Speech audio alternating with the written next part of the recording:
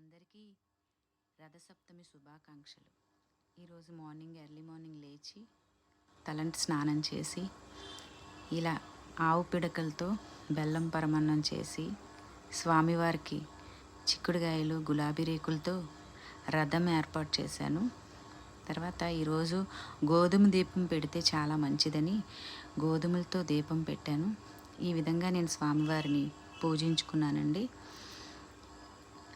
ఆయురారోగ్యాలు ఇచ్చేది సూర్యనారాయణమూర్తి అని అందరూ అంటారు కదండి. మనందరికీ ఆయురారోగ్యాలు ఆ తండ్రి కృప ఎప్పుడు మన మీద ఉండి మన ఆయురారోగ్యాలు ఉండాలని చెప్పి నేను కోరుకుంటున్నాను.